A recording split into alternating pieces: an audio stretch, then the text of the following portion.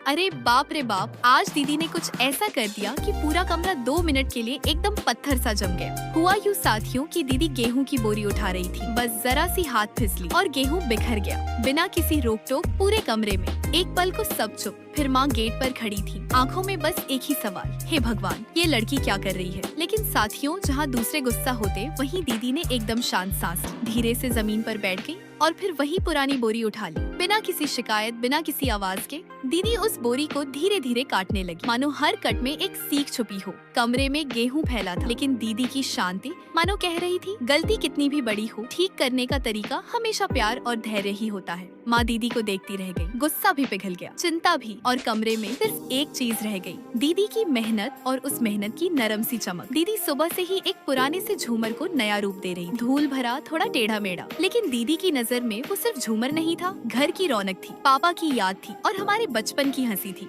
तभी दीदी उसे पकड़कर धीरे धीरे ऊपर टांगने लगी। उनके हाथ कांप रहे थे, पर दिल में एक अजीब सी चमक थी, जैसे वो सिर्फ झूमर नहीं, हम सबकी उम्मीदें टांग रही हो। और साथियों, जैसे ही दीदी ने उस झूमर में छोटी छोटी झूमर वाली लड़ियां लगानी शुरू की, वो चमकीले मोती, वो हल्की सी झंकार, ऐसा लगता था जैसे हर लड़ी के साथ कोई याद टंग रही हो। कभी पापा की मुस्कान, कभी माँ की पूजा का दिया, कभी हमारी बचपन वाली शरारतें। हर लड़ी को बड़ी नरमी से लगाती, जैसे कोई किसी टूटे रिश्ते जोड़ रहा हो, और हर बार धीमे से कहती, घर सुंदर चीजों से नहीं, प्यार से चमकता है। साथियों, जब आखिर में दीदी ने झूमर को हल्का सा झटका दिया, तो वो झूमर धीरे धीरे झूलने लगा और उसकी रोशनी पूरे कमरे में फैल गई। कमरा वही था, दीवारें वही थी, लेकिन एहसास एकदम नया। बस उसी पल एक बात समझ आ गई, जब दिल में अपनापन हो तो पुरानी चीजें भी नया त्योहार बन जाती है। तभी दीदी हर एक लड़ी को जोड़ जोड़ कर सलीके से लगाती रही, और जैसे जैसे लड़ी पूरी होती गई, कमरा एकदम चमक उठा, देखने में इतना सुंदर कि दिल बस थम सा गया। तभी दीदी ने बड़े प्यार से झूमर उठाकर माँ को दिखाया। झूमर की चमक देखते ही माँ की आंखें एक पल को ठहर गई, जैसे यकीन ही न हो कि यह घर में ही बना है। माँ मुस्कुराकर बोली, चलो बेटा, अब इसे ऊपर टांग कर देखते हैं, तभी पता चलेगा असल में कितना सुंदर लगता है। और बस उस पल में पूरे घर में एक छोटी सी खुशी फैल गई, हुनर, प्यार और घर की गर्माहट से भरी हुई। झूमर तो बनकर कंप्लीट हो चुका, लेकिन उसे देखने से पहले रुक जा बेटा। अगर तू चाहता है तेरे घर में हमेशा खुशियाँ रहे, इस वीडियो को लाइक करके चैनल को सब्सक्राइब कर ले। लास्ट में कितना सुंदर झूमर बना दिया, आपको कैसा लगा कमेंट बताएं।